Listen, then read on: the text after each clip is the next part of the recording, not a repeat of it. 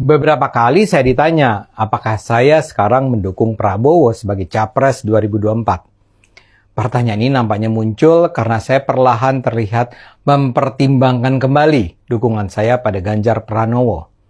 Kalau dulu, saya kan adalah pendukung garis keras Ganjar.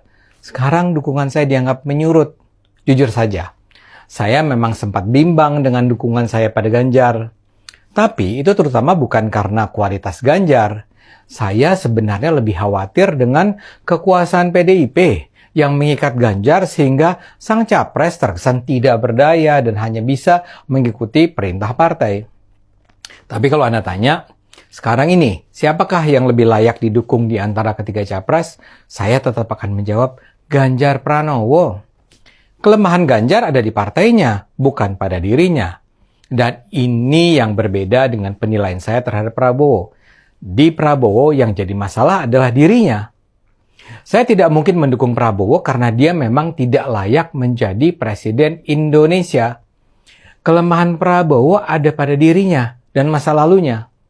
Saya minta maaf ya pada pendukung Prabowo kalau saya harus mengutarakan ini.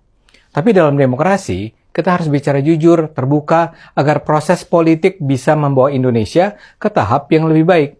Saya setidaknya bisa menyebut 6 persoalan dengan Prabowo.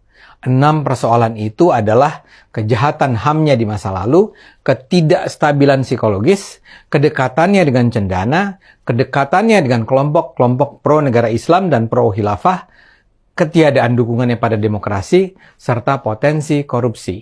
Saya harus ingatkan, ini adalah penilaian saya yang Anda mungkin sama sekali tidak setuju. Dan bisa saja ternyata anggapan saya salah. Dan untuk itu saya membuka diri terhadap koreksi apapun yang bisa Anda berikan. Tapi here goes. Alasan kenapa saya tidak mungkin mendukung Prabowo. Pertama, pelanggaran hak asasi manusia. Saya rasa saya tak perlu terlalu jauh mengulang lagi fakta bahwa Prabowo memerintahkan anak buahnya untuk menculik belasan atau bahkan puluhan aktivis mahasiswa yang dianggap mengganggu stabilitas keamanan di masa-masa krisis menuju akhir Orde Baru. Memang ada korban penculikan yang selamat dan bahkan belakangan bergabung dengan Gerindra. Tapi kan kita tidak pernah tahu apakah ada dan berapa banyak yang akhirnya tewas.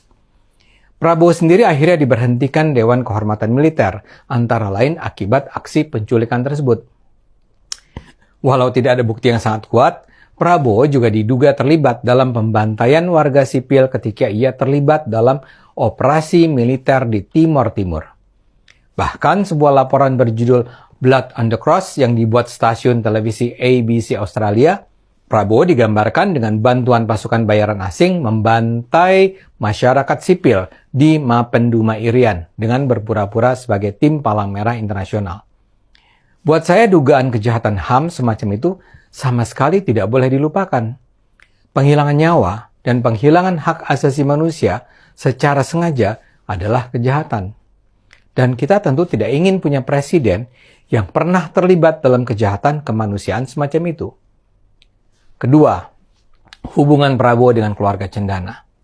Buat saya, potensi kebangkitan keluarga Cendana adalah kemungkinan yang tak bisa diabaikan begitu saja.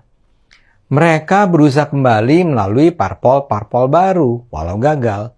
Tapi mantan istri Prabowo, Mbak Titi Soeharto, akan maju sebagai caleg dari Gerindra. Keluarga Cendana masih punya kekayaan berlimpah, dan bayangan bahwa mereka akan kembali ke pusat kekuasaan Indonesia layak diperhatikan secara seksama. Bila keluarga Cendana sampai kembali ke pusat kekuasaan, kita pada dasarnya sedang membuka kembali pintu lebar-lebar bagi kembalinya korupsi di Indonesia. 3. Ketidakstabilan emosional dan mungkin ketidakstabilan jiwa Prabowo. Prabowo dikenal sebagai tokoh yang tak mampu mengendalikan emosi. Sudah banyak beredar cerita bagaimana dia menghajar bawahannya secara fisik untuk alasan sederhana.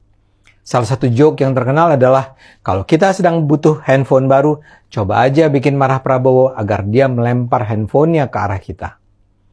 Penilaian para ahli juga membenarkan gambaran umum itu. Pada 2019 yang lalu sempat beredar hasil penilaian para psikolog Universitas Indonesia tentang Jokowi dan Prabowo. Jika diukur dengan angka 1-10, Poin untuk stabilitas emosi Prabowo berada pada angka 5,16, sedangkan Jokowi 7,60. Begitu juga Jokowi hanya memiliki 13% kemungkinan otoriter, sedangkan Prabowo 76%. Soal demokratis, Jokowi memiliki angka 87%, sementara Prabowo hanya 24%. Saya tidak ingin punya presiden semacam itu. Keempat, kedekatan Prabowo dengan kelompok-kelompok pendukung negara Islam dan khilafah. Ya, Prabowo sendiri sih bukan seorang muslim yang taat, tapi di masa lalu terbukti bahwa ia bersedia memanfaatkan dukungan kelompok-kelompok Islam garis keras untuk mencapai tujuan politiknya. Itu sudah dia lakukan sejak tahun 1990-an. Tapi hal serupa dilakukannya lagi dalam pertarungan Pilpres 2014 dan Pilgub DKI pada 2017. Di masa itu, kelompok-kelompok pro negara Islam dan khilafah melihat Prabowo sebagai panglima Islam untuk membangun kejayaan negara Islam. Pada 2014, berlangsung kampanye hitam dilakukan kubu Prabowo untuk menghancurkan image Jokowi. Ini dilakukan kembali pada saat kampanye melawan Ahok di Jakarta. Narasi yang terus dikumandangkan adalah ancaman Kristen, ancaman Cina, ancaman Syiah, ancaman Ahmadiyah, ancaman kaum Yahudi, ancaman kaum kafir. Kelima, Prabowo tidak memiliki komitmen pada demokrasi. Di media internasional, Prabowo pernah mengakui Indonesia sebenarnya tidak siap untuk demokrasi. Dia pernah menyalahkan amandemen UUD 45 yang memungkinkan pemilihan presiden dan kepala daerah secara langsung. Prabowo percaya bahwa Indonesia seharusnya dipimpin dengan meniru kedisiplinan militer. Dan terakhir adalah soal perang melawan korupsi. Saya meragukan komitmen Prabowo untuk memerangi korupsi.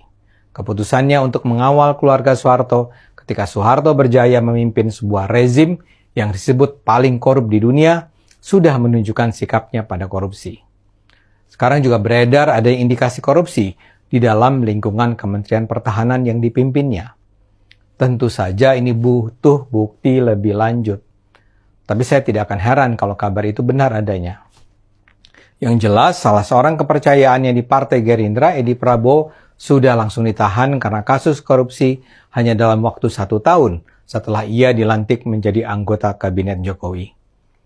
Sang Menteri Kelautan dan Perikanan itu semula dihukum 9 tahun sebelum kemudian dikurangi menjadi hanya 5 tahun penjara.